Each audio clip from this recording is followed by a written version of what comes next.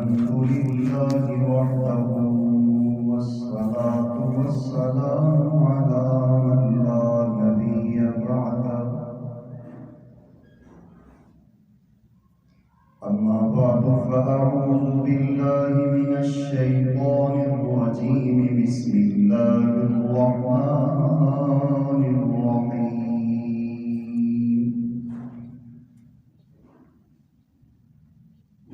يا أيها الذين آمنوا اتقوا الله وكونوا مع الصادقين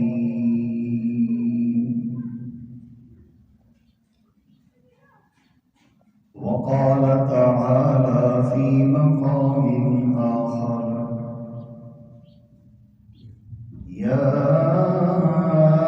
أيها الذين آمنوا اتقوا الله وقولوا قولا سديدا يصلح لكم أعمالكم ويغفر لكم ذنوبكم والله غفور رحيم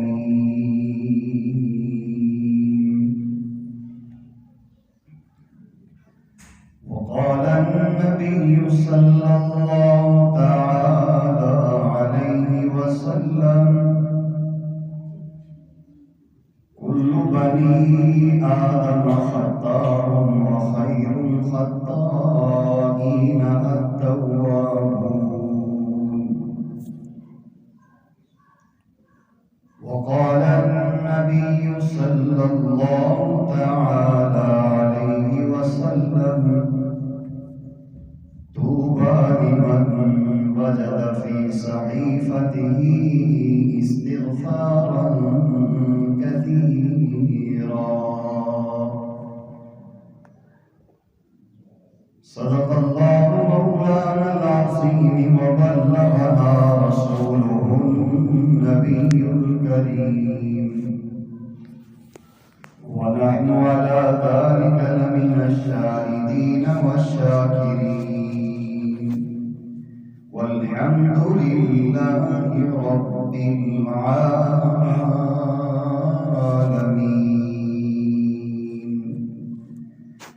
اللهم صل على سيدنا ومولانا محمد وعلى آل سيدنا ومولانا محمد وبارك وسلم وصل عليه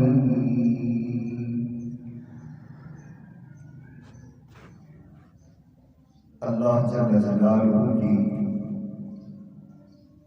بے حد و بے انتہا حمد و ثنا امام الانبیاء فخر کائنات جان کائنات روح کائنات رحمت کائنات ہم سب کے پیارے آقا جناب رسول انور صلی اللہ علیہ وسلم کی بارگاہ اقدس میں بے حد و بے انتہا درود و سلام کا نذرانہ پیش کرنے کے بعد میرے انتہائی قابل صد احترام بزرگوں، نوجوان دوستوں، عزیز بچوں،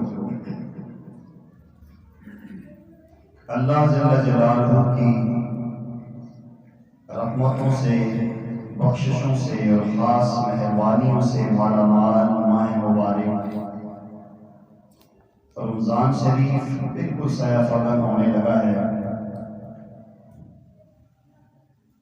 اہل دل، اہل معرفت، مشائخ عظام کے ہاں روحانی طور پہ رمضان شریف نے اپنی برکتیں، اپنے فیوز و برکات دینا شروع کر دیے ہیں اور اہل دل اس کو محسوس بھی کر رہے ہیں۔ یہ میں اپنے پاس سے بات نہیں کر رہا، امام ربانی مجدد الفسانی شیخ احمد سرہندی اپنے مکتوبات میں لکھتے ہیں کہ 15 شعبان کی جو درمیانی رات ہے جسے عرف عام میں شب برات کہا جاتا ہے، اس رات سے رمضان شریف کی برکتوں کا آغاز ہو چکا ہوتا ہے۔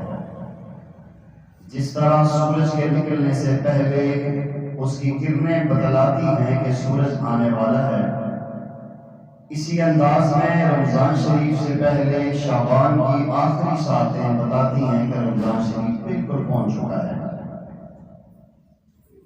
عقل مند اور دانا وہ اہل ایمان ہوتے ہیں کہ جو رمضان شریف کے شروع ہونے سے پہلے ذہنی طور پر، عقلی طور پر، روحانی طور پر اپنے آپ کو مکمل طور پہ تیار کر لیتے ہیں۔ آج کے اس مختصر جمعہ میں اسی حوالے سے چند باتیں میں نے عرض کرنی ہیں کہ ہم کون سے وہ اعمال ہیں جن کو اپنا کے ہم یہ آنے والا رمضان قیمتی بنا سکتے ہیں، اور کون سی وہ باتیں ہیں جن سے احتیاط کر کے ہم اپنے دامن اعمال صالحہ کو گناہوں سے بچا سکتے ہیں۔ اگر آج ہم نے توجہ اور غور کر کے اپنے اندر یہ طے کر لیا کہ ہم نے ان اعمال کی پابندی کرنی ہے اور ان چیزوں سے بچنا ہے، تو انشاءاللہ العزیز یہ رمضان ہماری زندگی کا یادگار رمضان بنے گا۔ اور اگر ہم نے بے توجہی کی اور اس وقت کی احساسیت کو نہ سمجھا تو جس طرح زندگی میں پہلے ہمارے رمضان ضائع ہو چکے ہیں، یہ بھی اسی انداز میں ضائع ہو جائے گا۔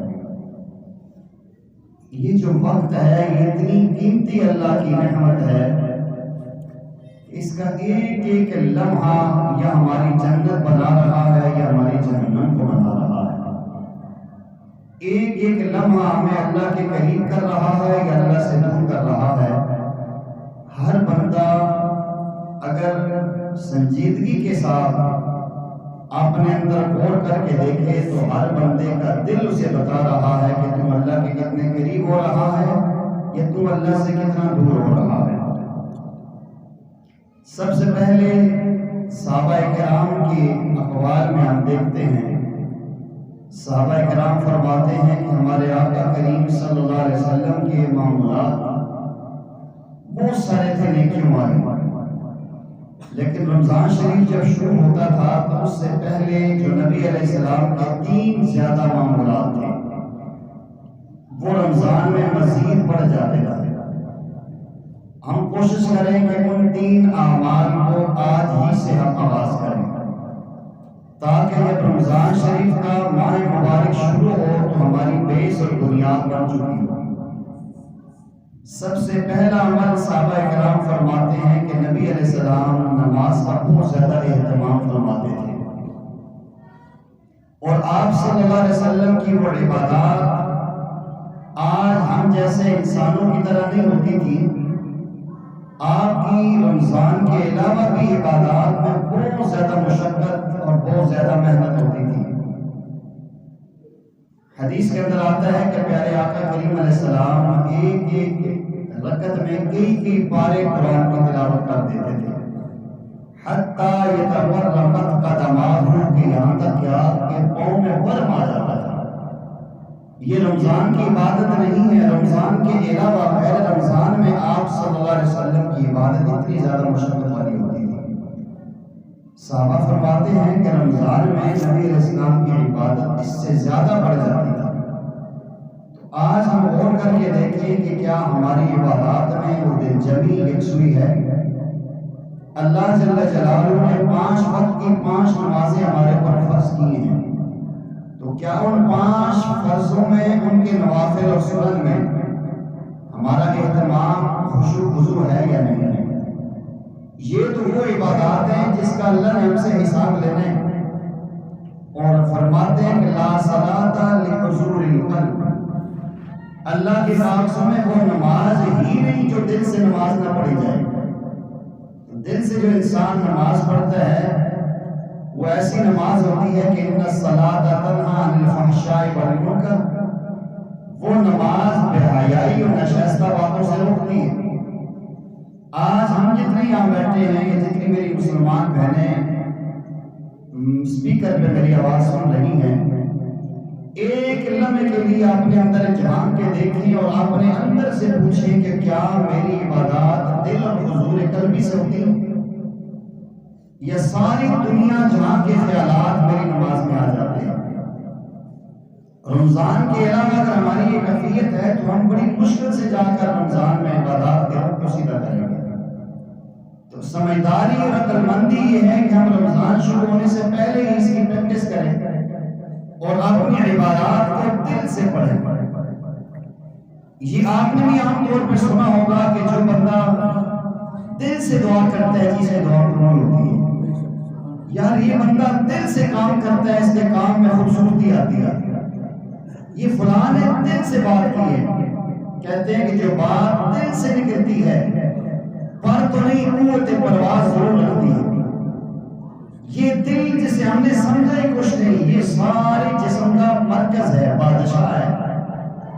اسی لیے پیارے آقا کریم صلی اللہ علیہ وسلم نے اپنی احادیث میں بتلایا ہے کہ انسان کے جسم میں گوشت کا لوتھڑا ہے، اگر وہ ٹھیک ہو جائے تو سارا جسم ٹھیک چلتا ہے، وہ دل خراب ہو جائے تو سارا جسم خراب ہوتا ہے، وہ دل ہے۔ انسان کے دل میں اللہ رسول کی محبت ہو، اس کی نگاہ غلط نہیں دیکھتی، اس کی زبان سے غلط بات نکل ہی نہیں سکتی، اس کے کان کے ذریعے غلط بات اندر آ ہی نہیں سکتی۔ اللہ والے فرماتے ہیں کہ صحیح یقین اگر پیدا کرنا ہے تو آنکھ کا دیکھنا ٹھیک ہو، کان کا سننا ٹھیک ہو، زبان کا بولنا ٹھیک ہو، دماغ کا سوچنا ٹھیک ہو، تو یہ انسان اللہ کا ولی بن جاتا ہے۔ تو اصل چیز دل سے عبادات کرنی اور اپنی ہر نماز کو زندگی کی آخری نماز سمجھ کے پڑھنی۔ بعض اللہ والے فرماتے ہیں کہ جب بھی عبادت کرو تو یوں سمجھو کہ ہم پر صراط کے اوپر کھڑے، ہمارے سامنے اسرائیل ہے، یہ آخری زندگی ہے، ملک موت کھڑے ہیں، جو ہی صراط پھروں گا اب یا ادھر گروں گا یا ادھر گروں گا۔ ہر انسان زندگی کی آخری عبادت سمجھ کے نماز کو پڑھے گا، بس پتہ نہیں پھر موقع ملتا ہے کہ نہیں ملتا۔ آج ہم کہتے ہیں یار بڑی زندگی ہے، لوگ 100 سال زندہ ہیں، میری تو بھی 40 سال ہوئی ہے، ابھی 60 سال باقی۔ حالانکہ واحد کائنات میں انسان ایسی شخصیت ہے جس کی زندگی کی کوئی گارنٹی نہیں ہے۔ تو اصل چیز یہ ہے کہ ہم نے عبادات کو دل سے کرنا ہے، اور جب ہم دل سے نماز پڑھیں گے، میں ممبر میں بیٹھ کے کہتا ہوں ہمارا دل گواہی دے گا جب آپ کہتا آج نماز پڑھی ہوگی۔ اور پیارے آقا کریم صلی اللہ علیہ وسلم نے فرمایا اگر اس کو ایک زاویے میں تھرمامیٹر پرکھنا چاہتے ہو تو درجہ احسان میں عبادت کرو۔ درجہ احسان مشکل لفظ تھا ہم اجمیوں کے لیے، تو پیارے آقا نے واضح کر دیا ان تعبد اللہ کانک تراہ فإن لم تکن تراہ فإنہ یراک۔ اور میرے امتیوں، میرے غلاموں، ایسے نماز پڑھو جیسے تم ظاہری آنکھوں سے خدا کو اپنے سامنے دیکھ رہے ہیں۔ جو انسان اپنے ماں باپ کا فرما بردار ہوتا ہے، استاد کا فرما بردار ہوتا ہے، وہ جب سامنے بیٹھے ہوں تو اس کی عادات، اس کی صفات اتنی عمدہ ہوتی ہے کہ یار ان کے دل میں میرے بارے میں غلط خیال نہ آ جائے۔ ماں باپ کا پیر و مرشد کا خیال رکھتے ہیں، کبھی ہم نے اللہ کا بھی خیال رکھا ہے کہ اللہ میرے سامنے ہے اور میں اللہ کو دیکھ رہا ہوں، وَنَحْنُ أَقْرَبُ إِلَيْهِ مِنْ حَبْلِ الْوَرِيدِ، اللہ تمہاری شارت سے زیادہ تمہارے قریب ہے۔ ہم دیکھتے ہیں یار استاد جی نہیں دیکھتے ہیں، یار پیر صاحب میں نظر اتنی ہے یار، ہم سمجھتے ہیں کوئی نہیں دیکھ رہا اور ہم گناہ کر رہے ہوتے ہیں، اللہ دیکھ رہا ہوتا ہے۔ ایک مشہور واقعہ وہاں آپ نے سنا ہے کہ ایک اللہ والے تھے، ان کے خانقاہ میں بہت سارے مریدین تھے، کئی سالوں سے وہاں پڑے ہوئے تھے۔ آپ نے ان میں سے اچانک ایک بندے کو خلافت کی خلت عطا کی اور خلافت سے سرفراز کر دیا۔ تو باقی ہم اثر میں یہ ہر دور میں ہوتا ہے کہ ہم اثر لوگ جو ہوتے ہیں وہ جیلس من ہوتا ہے اکثر، یہ سارے نال نہ بنتے ہیں تب پہنچ گئے، ہم تو نہیں یہ کہاں سے نہ گیا، یہ اللہ کا رسول ہے جو جتنی محنت کرے گا اوپر کرے گا۔ تو انہوں نے سمجھانے کے طور پر کہا، سب کہنے لگے حضور اسی 20 سال تو تھوڑے چوپڑ تے پائے ہیں، سانو لفٹ ہی کوئی نہیں، اور جمعہ دن ہونے سے خلافت کر کے نائب بنا دیتا ہے۔ حضرت نے فرمایا چلو موقع آئے گا تو آپ کو جواب دے دوں گا۔ کچھ دنوں کے بعد اچانک امتحان لیا، ہر ایک کے ہاتھ میں چھری اور پرندہ دیا، مرغی دی، کبوتر دیا، طوطا دیا، مختلف چیزیں، جاؤ جہاں کوئی نہ دیکھ رہا وہ ذبح کر کے جلدی واپس گیا۔ اور پیر صاحب بھی گھر میں سب نے چھریاں اٹھائی، پرندے لے کے بھاگے، 2 منٹ گزرے، کوئی مرغی ذبح کر کے لے آیا، کبوتر ذبح کر کے لے آیا، ساری چیزیں۔ اور وہ خلیفہ صاحب نہیں آئے، سب نے کہا سے نہیں آ کیسی بیوقوف بندے کو جانشین بڑھا دیتا ہے۔ کافی دیر کے بعد وہ آیا اور آنکھوں میں نمی ہے، رو رہا ہے، حضور شرمندہ ہوا آپ کے حکم کی تعمیل نہیں کر سکا۔ سارے کہتے ہیں اسی کر رہے ہیں تو تیرے انوکھا کام سے تو نہیں کر سکے۔ حضور آپ نے فرمایا تھا کہ جہاں کوئی نہ دیکھ رہا ہو اور ذبح کر کے آنا۔ میں نے دیکھا کہ پیر صاحب نہیں دیکھ رہے، والد صاحب نہیں دیکھ رہے، دوست احباب نہیں دیکھ رہے، انسان نہیں دیکھ رہے، جہاں بھی گیا تو ایک ذات ایسی تھی جو خدا کی وہ دیکھ رہی تھی۔ آپ کی شرط پوری نہیں ہو سکی، میں نے آیا، آپ نے جمعہ فرمایا کم وقتو یہی تو تم میں اس میں فرق ہے، اس کے دل میں حضوری ہے، یہ ہر آن ہر گھڑی اللہ کو اپنے ساتھ سمجھتا ہے۔ جو انسان یہ عقیدہ اور ایمان بنا لیتا ہے کہ اللہ حاضری، اللہ ناظری، اللہ معی، وہ کبھی گناہ نہیں کر سکتا، تو اصل یہ انتا عبد اللہ کرنا کا طرح ہو، ایسی عبادت کرو جیسے خدا کو اپنی آنکھوں سے دیکھ رہے ہو۔ اب ہر بندہ ایمان کی وسعت پر تو نہیں، ہر بندہ تو ایسا نہیں ہوتا کہ اللہ والوں کے بارے میں آتا ہے کہ وہ نیت کرنے کے بعد کچھ دیر ایسے ہاتھ اٹھاتے ہیں اور پھر اللہ اکبر کرتے ہیں۔ تو بعض مریدوں نے پوچھا کہ حضرت نیت کے بعد یہ چند لمحے آپ انتظار کیوں کرتے ہیں؟ یہ کسی اللہ والے کی ذاتی کیفیت ہو سکتی ہے۔ فرمایا میں جب نیت کرتا ہوں نا کہ فلاں نماز اتنی رکعت خاص پر سے اللہ تعالیٰ کے پڑھتا ہوں اس وقت کی نماز، اور منہ میرا طرف خانہ کعبہ شریف کے، جب تک مجھے بیت اللہ نظر نہیں آتا میں تکبیر نہیں کہتی۔ ہر بندے کی کیفیت نہیں ہو سکتی، یہ تو ایمان کی سطح پہ ہوتی ہے۔ تو پیارے آقا کریم علیہ السلام کے علم میں تھا کہ میرے امتی ایسے آئیں گے کہ اللہ کو حران البڑی ہم نہیں دیکھ سکتے۔ فرمایا فَإِلَّمْ تَكُنْ تَرَى فَإِنَّهُ يَرَاكَ، وہ بابا اگر یہ تمہاری کیفیت نہیں بن سکتی کہ خدا کو دیکھ رہے ہو تو کم از کم یہ تو ایمان بناؤ کہ خدا تمہیں دیکھ رہا ہے۔ یہ درجہ احسان کی عبادت ہوگی تو انشاءاللہ عبادت میں لذت آئے گی۔ تو پہلی بات جو رمضان میں پیارے آقا کی زیادہ ہوتی تھی وہ نمازوں کا اہتمام تھا، نوافل کا اہتمام تھا۔ دوسری چیز صحابہ کرام فرماتے ہیں کہ پیارے آقا کریم علیہ السلام رمضان کے علاوہ بھی بہت زیادہ صدقہ خیرات کرتے تھے۔ آپ سخیوں کے بادشاہ تھے۔ جس طرح ایک بڑی واقعہ بڑا مشہور ہے کہ کسی جگہ حاتم طائی کے پوتے بیٹھے ہوئے تھے، تو کتابوں میں لکھے ہیں، اب اس کی صحت میں بات ہو سکتی ہے۔ بعض کہتے ہیں کہ سیدنا امام حسین کے سامنے بیٹھے ہوئے تھے، آپس میں بات سی چل پڑی۔ ہر جگہ یہ چیز ہوتی ہے کہ لوگ اپنے بڑوں کے کارنامے پیش کرتے ہیں۔ تو حاتم طائی کے پوتے نے کہا کہ میرا دادا اتنا سخی تھا کہ اگر کوئی مانگنے والا سائل اس کے محل کے 20 دروازوں سے آتا تو وہ کبھی کسی دروازے سے اس کو خالی نہیں کرتا تھا، ہر دروازے سے اس کو جھولی بھر کے دیتا تھا۔ تو اس لیے اس دنیا میں سب سے زیادہ سخی میرا دادا حاتم طائی تھا۔ تو لوگوں نے کہا واقعی بڑی بات ہے، ایک بندہ 10 دروازوں سے 20 دروازوں سے آئے، 20 مرتبہ آئے، خالی ہاتھ نہ لوٹائے تو یہ بڑا سخی ہے۔ تو سیدنا امام حسین نے فرمایا کہ اس کا دادا تو بڑا کمال والا بندہ تھا کہ اگر اس کے دروازے میں 20 مرتبہ کوئی بندہ آئے یا 20 دروازوں سے آئے تو اس کو خالی ہاتھ نہیں لوٹاتا تھا۔ میرا نانا تو اتنا سخی تھا کہ اس کے دربار میں جو ایک مرتبہ آ دیتا تھا اس کو اتنا بھر دیتا تھا دوبارہ مانگنے کی ضرورت نہیں پڑتی تھی۔ یہ آقا کریم علیہ السلام کی سخاوت تھی۔ پیارے آقا سخیوں کے بادشاہ ہیں، اور بابا اگر آپ نے پیارے آقا کو آپ کی سخاوت کو انسانی صورت میں دیکھ رہے ہیں تو سیدنا عثمان غنی سامنے کھڑے ہیں، سیدنا ابوبکر سامنے کھڑے ہیں کہ بدن کے کپڑے بھی اتار کے بھیج دیے اللہ کے نبی کی محبت میں۔ لیکن رمضان میں پیارے آقا کریم علیہ السلام کی سخاوت اس سے بڑھ جاتی تھی، اور ریح مرسلہ کے الفاظ آتے تیز ہواؤں کی طرح آپ کے ہاتھ چلتے تھے سخاوت۔ تو رمضان میں دوسرا عمل ہمیں صدقہ خیرات کرنا چاہیے، اور یہ صدقہ خیرات ہماری شخصیت کو نکھارتا ہے، صدقہ خیرات آنے والی مصیبتوں کو ٹالتا ہے، یہ نفلی چیزیں ہمارے فرضوں کی کمزوری کو پورا کرتی ہیں۔ اور تیسری چیز جو پیارے آقا کریم علیہ السلام کی صحابہ فرماتے ہیں رمضان میں ہم زیادہ دیکھتے ہیں وہ گریہ زاری تھی، اللہ جل جلالہ سے روحوں کے دعاؤں کا مانگنے کا اہتمام تھا۔ حالانکہ رمضان کے علاوہ اما عائشہ صدیقہ رضی اللہ عنہ کی روایت ہے کہ پیارے آقا کریم علیہ السلام اتنے روئے، اتنی زیادہ روئے کہ آپ کی وہ رونے کی آواز اما عائشہ کو آئی اور آپ نے دیکھا کہ پیارے آقا سجدے میں پڑے۔ تو اما عائشہ صدیقہ رضی اللہ عنہ نے فرمایا، عرض کیا یا رسول اللہ اتنا زیادہ غم، اتنی زیادہ فکر، اتنا زیادہ کیوں رو رہے ہیں؟ کسی انسان سے غلطی ہوتی ہے، کوتاہی ہوتی ہے، وہ ہوتا ہے۔ پیارے آقا کریم صلی اللہ علیہ وسلم تو امام المعصومین ہیں، سارے معصوم انبیاء کے سردار ہیں، آپ وجہ کائنات ہیں۔ اللہ نے پیارے آقا کریم علیہ السلام کے لیے قرآن میں بہت سارے ضابطے بدلے ہیں۔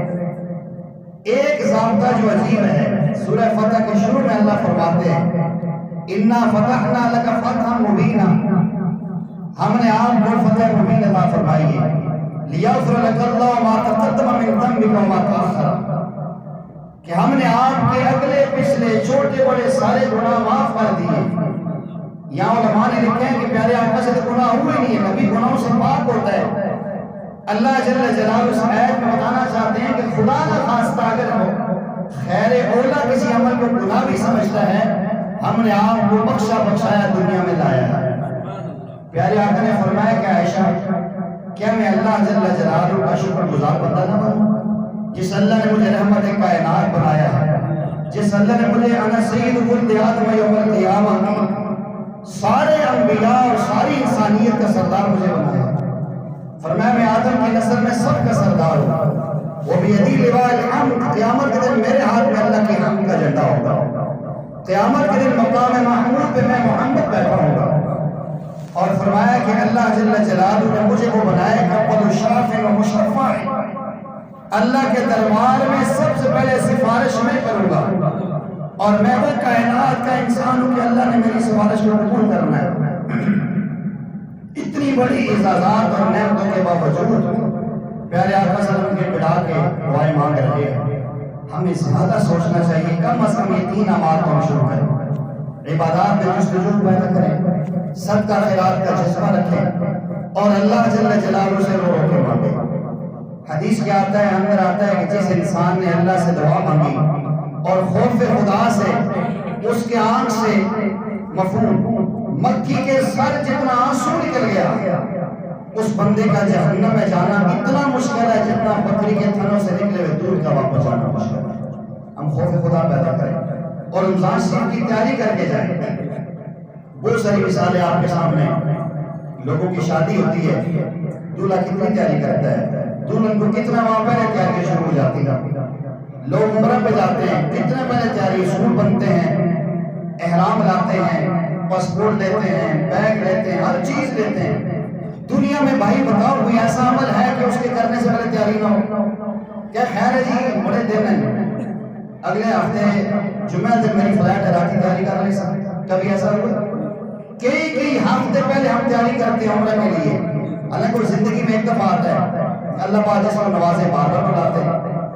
تو یہ تو رمضان اللہ کی نعمت ہے، اور اس نے آنے پتہ نہیں پچھلے سال ہمارے ساتھ بہت سارے نمازی ایسے تھے جو موجود تھے، آج نہیں، ابھی رمضان شروع نہیں ہوا، مجھے آپ کو بھی پتہ نہیں ہم میں سے کون رمضان تک پہنچتے ہیں، کون پہلے رخصت ہو جاتا ہے۔ تو اگر آپ چاہتے ہیں یہ بخششوں والا ماہ مبارک ہمارا قیمتی بنے تو آج سے تیاری شروع کریں، تاکہ جب پہلا دن رمضان کا ہو تو ہمیں کہنا نہ پڑے یہ صبح روزہ ہے تو تراویح میں آنا۔ عام طور پہ ایسا ہوتا ہے جس دن پہلی تراویح پڑھتے ہیں ہماری 3 صفحے بھی نہیں ہوتی۔ یہ کیا وجہ؟ ہماری یہ تیاری ہوتی تو کم از کم یہ چیز نہ ہوتی۔ اس لیے چند چیزیں میں نے لکھی ہیں جو ہمیں رمضان سے پہلے کرنی چاہیے۔ ان میں سے ایک تو سب سے اہم چیز یہ ہے، سمجھدار اور عقلمند لوگ ایسے ہوتے ہیں کہ جو اپنے وقت کو قیمتی بناتے ہیں۔ ہم سب نے رمضان کی افطاری کا اہتمام کرنا ہے، اور کوشش کریں ابھی 4-5 دن ہیں، پہلے ہیں، 8-7 دن ہیں، جو خریداری کرنی ہے وہ رمضان سے پہلے کر کے ہم لے آئیں۔ رمضان کے روزے کی عادت میں بازاروں میں پھریں گے، بد نظریاں ہوں گی، جھوٹ کا مرکز ہے بازار، ہمارے اعمال ضائع ہوں گے۔ کوشش کریں جو رمضان کی افطاری کا سسٹم ہو تو ہم پہلے لے آتے ہیں۔ جو عید کی خریداری ہے، جو کپڑے خریدنے ہیں، جوتے خریدنے ہیں، وہ بھائی کون سے عید کے اندر جا کے دوائی ہمارا اپنا بڑھ جائے گا، یہی تو معاف ہوگا نا۔ عید کے دنوں میں ایک تو نقصان یہ ہوگا کہ ہماری عبادت ساری ضائع ہو جائے گا، دوسرا یہ ہوگا کہ وہ چیزیں آسمان سے باتیں کریں گی۔ ابھی خرید لیں گے تو ابھی آپ کے لیے ایک تو پیسے کی بچت ہو جائے گی، دوسرا وقت کی بچت ہوگی۔ کپڑے لینے ابھی لے کے درزی کو دے دیں، آپ کی ٹینشن نہیں ہوگی، آرام سے رمضان کے اندر آپ کو صورتحال مل جائے گی۔ جوتے لینے ابھی بچوں کے لے لیں، عید کی شاپنگ ابھی کر لیں تاکہ رمضان آپ کا قیمتی بنے۔ ہمارے احباب محنت کرتے ہیں، کوشش کرتے ہیں، رمضان کو قیمتی بناتے ہیں، لیکن چاند رات میں سارا اعمال بازار میں پھینک کے آ جاتا ہے۔ اگر آپ چاہتے ہیں تو اس کی ابھی سے اہتمام کریں کہ رمضان کے اندر ہی اس سے پہلے ساری شاپنگ کر لیں تاکہ ہر بندہ سکون کے ساتھ کام کر لے۔ ایک چیز قیام اللیل کی عادت ہے، تہجد کا اہتمام ابھی سے شروع کریں گے، انشاءاللہ رمضان میں آسانی ہوگی۔ دوسرا نفلی عبادات کا اہتمام کریں، وقت ہوتا ہے 2-4 نفل پڑھیں، تسبیحات کریں۔ تیسرا صدقہ کرنے کا اہتمام کریں۔ چوتھا اور عام کام میں بھی کروں آپ بھی کریں کہ موبائل کی مصروفیات کم کریں، انٹرنیٹ سے احتراز کریں۔ بھلے کوئی آدمی جو اسلامی اسکالر بیٹھ کے رمضان میں ٹرانسمیشن ہو نہ سنیں، بالکل نہ سنیں، کسی کی ضرورت نہیں سننے کی۔ مساجد میں ٹائم دیں، علماء کو درس حدیث دیں گے، درس قرآن دیں گے، درس فقہ ہوگا، اس میں ٹائم لگائیں۔ رمضان کی ٹرانسمیشن میں وقت ضائع نہ کریں، وہ فضول ہے۔ اس کے اندر ٹرانسمیشن درمیان جب مشہوری آتی ہے وہ ہمارے بھی ضائع ہوتا ہے، بالکل بائیکاٹ کریں۔ بھلے کوئی بھی کر رہا ہو، آپ رمضان کی ٹرانسمیشن میں اپنا وقت ضائع نہ کریں، وہ عبادات میں لگائیں، ذکر میں لگائیں، آپ کو وہاں کوئی فائدہ نہیں ہوگا۔ وقت کے زیادہ سے احتیاط کریں۔ اگر آپ اپنا وقت قیمتی بنانا چاہتے ہیں، نظام الاوقات بنائیں۔ ہر بندہ یہ کہے کہ اتنے بجے اٹھوں گا، اتنی تلاوت کروں گا، یہ نوافل پڑھوں گا، تہجد کا کروں گا، پھر انتہائی سحر ہوگی، پھر مسجد میں آ جاؤں گا، یہ چیزیں کروں گا۔ نظام الاوقات بنائیں۔ دنیا میں جو بھی انسان کامیابی پہ گیا ہے اس کے بعد نظام الاوقات ہے۔ ہمارے پاکستان میں بلکہ دنیا میں اسلامی شخصیات میں اس وقت جسٹس مفتی تقی عثمانی سب پہ ٹاپ کلاس پہ ہیں۔ دنیا کی 500 متاثر کن شخصیات میں نمبر 1 پہ۔ اور آپ یقین کریں، اگر فرماتے ہیں کہ میں جب ٹوائلٹ میں جاتا ہوں، جتنی دیر پیشاب کرتا ہوں اتنی دیر میں باتھ روم کا لوٹا دھو لیتا ہوں۔ اتنا وقت قیمتی ہے، اسے 1 منٹ بھی ان کا ضائع نہیں ہوتا۔ انہوں نے سفر میں دنیا میں آتے جاتے محافل قرآن کی تفسیر انگلش میں مکمل کی ہے۔ فتح الملہم مسلم شریف کی شرح جہازی سفروں میں انہوں نے طے کی ہے۔ سبحان اللہ۔ آپ ان کی زندگی کے بارے میں دیکھیں، ان کی زندگی کے دنوں کو گنیں اور ان کی کتابیں گنیں تو آپ حیران ہو جائیں گے۔ 1-2 دن میں پوری کی 100 صفحات کی کتاب بنتی ہے۔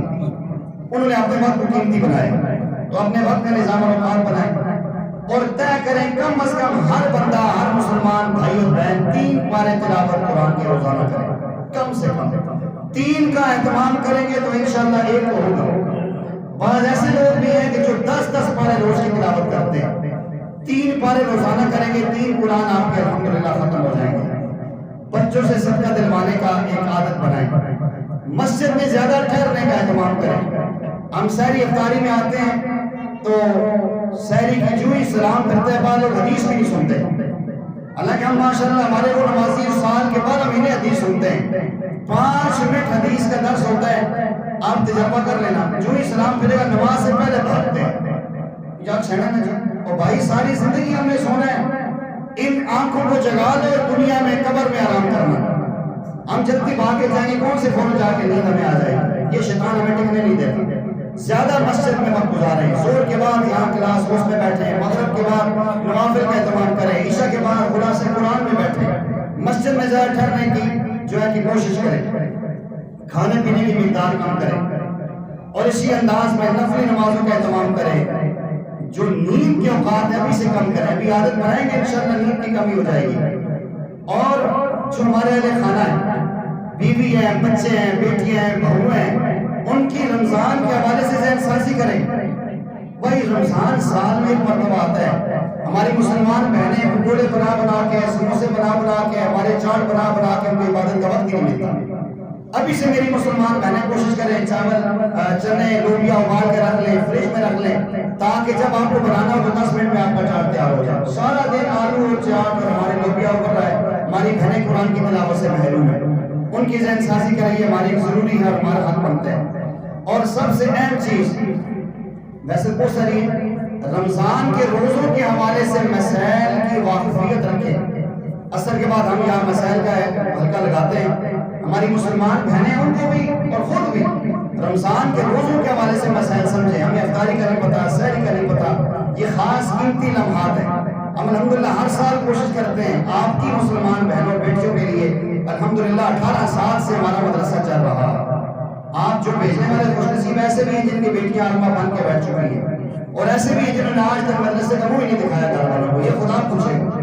آپ نہ بھیجیں، ہر سال دورہ تفسیر ہوتا ہے، اور الحمدللہ 18 سال سے دورہ تفسیر ہو رہا ہے۔ ایک بار ریڈ اصل میں، دوسرا ہمارے مدرسے میں 200 سے 250 کے قریب عورتیں آتی ہیں، اور آپ یقین کریں میں واللہ قسم خدا کی اٹھا کے کہتا ہوں، رحیم آباد سے، سرسید چوک سے، 2 قلعہ بخش سے، عالیہ محلے سے لڑکیاں آتی ہیں، لیکن قاضی آباد والوں کی بچیاں نہیں آتی۔ نہ آپ نہ بھیجیں، آپ نہ بھیجنے سے آپ کے نہ آنے سے ہمارا مدرسہ نہیں رکتا، لیکن کل اللہ کی آپ نے خود حساب دینا ہے، اور فری اینڈ کاسٹ دورہ تفسیر کی 1 روپیہ فیس ہم نہیں لیتے، آپ نہیں بھیجتے، نہ بھیجیں، آپ کا اپنا مرض ہے، ہمارے ذمہ بتانا، میں ہر سال بتاتا ہوں، رمضان میں ہر جمعے کو بیان ہوتا ہے، نہیں بھیجتے، نہ بھیجیں، دور کے لوگ بھیجتے ہیں، لیکن آپ جتنے احباب بیٹھے ہیں، اگر آپ یہ کہ بچی بھی آ جائے تو 300 ہمارے وہاں بڑھانے کی جگہ نہیں۔ آپ کل اللہ کو کیا جواب دیں گے کہ ہم نے ہماری آپ کی میری بہن بیٹیوں کو دین سیکھنے کی ضرورت نہیں ہے؟ ابھی الحمدللہ ہمارا 18واں پروگرام ہوا ہے، 25 خواتین بچیاں ہماری فارغ ہوئی ہیں، 15 بچیاں فاضلات کورس سے اور 15 بڑی عورتیں۔ آپ کو سوچیں کس نے اپنے گھر والوں کو بھیجا ہے؟ میں نے جمعے میں اعلان کیا تھا نہ بھیجے، میری شہر میں فرق نہیں پڑتا، ناراض نہ ہونا، یہ دکھ سے بولتا ہوں کہ دور سے بچیاں رکشے لگا کے آتی ہیں، لیکن ہماری بچیوں کے پاس ٹائم نہیں۔ مجھے ایک ساتھی نے کہا جی میری تو ایک عزیزہ پڑھنا چاہتی ہے لیکن اس کے ابو نہیں پڑھنے دیتے، نہ میں اسکول پڑھنا۔ تو بھائی عورتوں کی ذہن سازی کریں، ان کا وقت قیمتی بنائیں، 12 سے 2 تک ہر دن انشاءاللہ دورہ تفسیر ہمارے یہاں ہوگا، پیر کے دن سے شروع ہو رہا ہے۔ ان چیزوں کا اہتمام کریں گے، آپ کا وقت قیمتی بنے گا، گھر کا ایک روحانی ماحول بنے گا۔ نہیں کریں گے تو آپ کا اپنا نقصان ہے، ہمارے ذمہ آواز لگانا۔ اللہ جل جلالہ سے دعا ہے کہ اللہ تعالیٰ ان چیزوں کا مجھے اور آپ کو اہتمام کرنے کے توفیق عطا فرمائے، اور یہ رمضان اللہ ہم سب کا قیمتی بنائے۔ وآخر دعوانا الحمدللہ رب العالمین۔